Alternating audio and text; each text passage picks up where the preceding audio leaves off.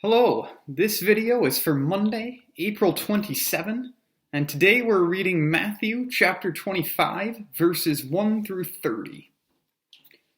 At that time, the kingdom of heaven will be like 10 virgins who took their lamps and went out to meet the bridegroom. 5 of them were foolish, and 5 of them were wise. The foolish ones took their lamps, but did not take any oil with them. The wise ones, however, took oil in jars along with their lamps. The bridegroom was a long time in coming, and they all became drowsy and fell asleep. At midnight the cry rang out, "Here's the bridegroom! Come out to meet him!" Then all the virgins woke up and trimmed their lamps. The foolish ones said to the wise, "Give us some of your oil. Our lamps are going out." "No," they replied. "There may not be enough for both us and you. Instead, go to those who sell oil and buy some for yourselves." But while they were on their way to buy the oil, the bridegroom arrived. The virgins who were ready went in with him to the wedding banquet, and the door was shut. Later the others also came. "Lord, Lord," they said, "open the door for us." But he replied, "Truly I tell you, I don't know you. Therefore keep watch, because you do not know the day or the hour." Again, it will be like a man going on a journey, who called his servants and entrusted his wealth to them. To one he gave 5 bags of gold, to another 2 bags, and to another 1 bag, each according to his ability. Then he went on his journey. The man who had received 5 bags of gold went at once and put his money to work and gained 5 bags more. So also the one with 2 bags of gold gained 2 more. But the man who had received 1 bag went off, dug a hole in the ground, and hid his master's money. After a long time, the master of those servants returned and settled accounts with them. The man who had received 5 bags of gold brought the other 5.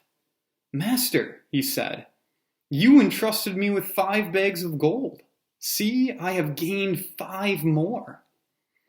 His master replied, "Well done, good and faithful servant. You have been faithful with a few things. I will put you in charge of many things. Come and share your master's happiness." The man with 2 bags of gold also came. "Master," he said, "you entrusted me with 2 bags of gold. See, I have gained 2 more." His master replied, "Well done, good and faithful servant. You have been faithful with a few things. I will put you in charge of many things. Come and share your master's happiness." Then the man who had received 1 bag of gold came. "Master," he said, "I knew that you are a hard man, harvesting where you have not sown and gathering where you have not scattered seed. So I was afraid, and went out and hid your gold in the ground. See, here is what belongs to you."